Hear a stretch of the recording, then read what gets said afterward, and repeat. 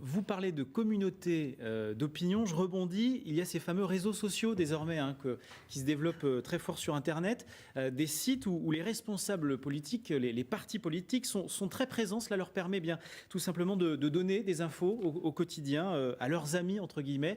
Dans la région, ils et elles sont très nombreux à être présents, notamment sur Facebook, mais tous ne sont pas vraiment convaincus de l'efficacité de ce réseau social. On voit ça avec Dominique Lavaux et Thomas Chapuzot.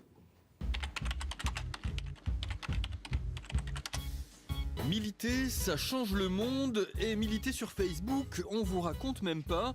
Enfin si, un peu quand même, car aujourd'hui, la vie politique, qu'elle soit locale ou nationale, passe par ce genre de réseau social. La propagande devient ainsi très ludique. Les militants peuvent par exemple y mettre un paquet de photos, comme ici lors du dernier campus des Jeunes Populaires, fiers d'être facebookiens en quelque sorte. Alors du coup, chez les politiques, il existe en gros 3 catégories, les convaincus, les dubitatifs et les anti-Facebook. Elisabeth Morin, elle, fait partie de la première catégorie. Il vaut mieux qu'on ait la photo directement très vite chargée sur Facebook. Le cadrage n'est pas impeccable, ça fait rien. C'est pas la qualité qui compte, c'est la réactivité.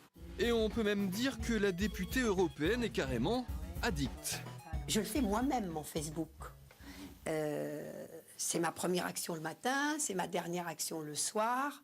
C'est extrêmement important de le faire soi-même parce que c'est un lien social. Et donc le lien social, vous ne le sous-traitez pas. Il faut y mettre la chaleur, l'écoute, la même convivialité que quand on a une discussion personne à personne. Dans la région Poitou-Charentes, de nombreuses personnalités politiques occupent donc le terrain Facebook. On peut ainsi devenir fan de Delphine Batho ou bien de Dominique Bussereau, ou alors rejoindre des groupes d'humeur politique.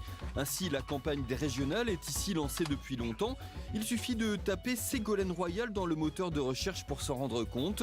Certains s'y lâchent carrément avec plus ou moins d'élégance. Et c'est là que les dubitatifs entrent en jeu, comme le nouveau centre Poitevin, Serge Rouquette. Je crois que souvent, il y a des réactions intempestives qui font que, on est plus proche par moment du café du commerce que de la véritable réflexion politique. Alors, c'est important d'y être, ça permet d'avoir, de prendre la température, de voir ce qui s'y dit, de là à échafauder des plans ou des projets politiques sur Facebook, je serais un peu plus prudent. Et puis il y a ceux qui refusent de s'inscrire sur Facebook, c'est le cas du premier fédéral du PS charentais. Pouria Amir Chahi occupe la toile uniquement via les sites de son parti, une histoire d'éthique selon lui.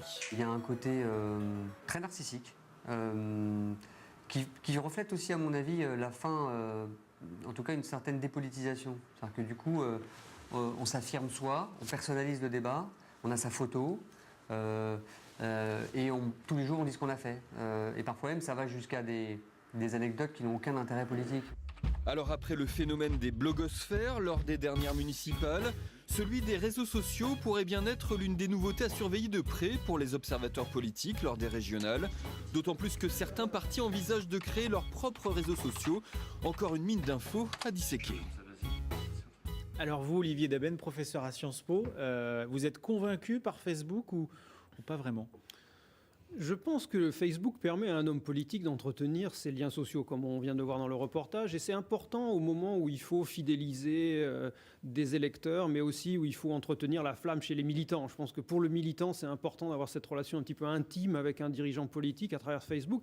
Donc je pense que c'est un instrument utile pour un politique. Ça s'adresse d'abord peut-être aux gens qui sont convaincus par le politique en question. Oui, je pense que c'est une façon de solidifier une communauté et d'entretenir cette flamme, ce militantisme. Il faut l'entretenir, et donc l'impression de proximité avec le chef est importante justement pour ça. Parfois, quand on va sur Facebook, ça fait un peu café du commerce tout de même. Sur le fond, il n'y a pas grand-chose à...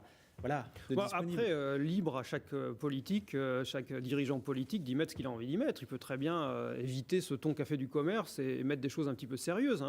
Effectivement, c'est en général plus anecdotique, mais c'est pas sans importance, je pense, pour justement entretenir le militantisme. Et créer peut-être le buzz, comme on dit, pour que les militants tentent de convaincre un petit peu leur entourage. Bien sûr, que chaque militant fasse son rôle, c'est-à-dire aller chercher d'autres personnes et ainsi augmente le capital social en quelque sorte sorte du dirigeant politique. Alors, il n'y a pas que les militants, il n'y a pas que les responsables politiques qu'on retrouve sur le net. Il y a aussi des blogueurs qui ont une démarche, on va dire, un peu plus journalistique. C'est le cas de Pierre Garat. Il est rochelais, il est étudiant, il est, vous allez le voir, passionné de politique locale. Son blog s'appelle LR Paul. Vous allez dans un instant, le découvrir sur ce plateau. Mais d'abord, son portrait brossé par Jérôme Villain et Thomas Chapuzot. Je me suis intéressé très tôt à l'information et à la politique après. Et au fur et à mesure de mes études, cet intérêt n'a fait que se confirmer et aller à chaque fois un petit peu plus loin, quoi.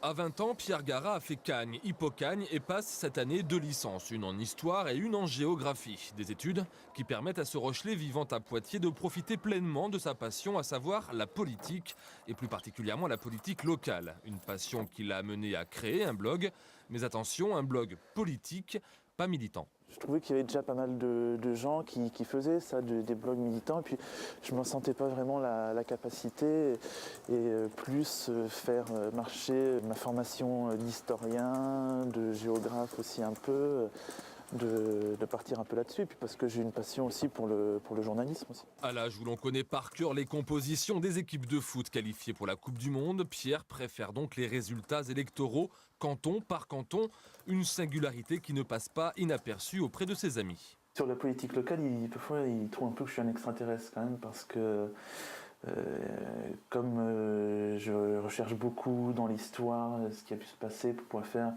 des articles sur les précédentes élections pour aller expliquer les actuelles. Quand je donne des noms d'un député du Montmorillonnais pendant 40 ans, il dit non mais de quoi tu parles Nous avons donc affaire à un drogué de la chose publique et le terme n'est pas trop fort, de l'aveu même de Pierre. Lorsqu'il s'ennuie en cours, il lui arrive de dessiner les cartes de canton de Charente-Maritime comme s'il était tout simplement en manque.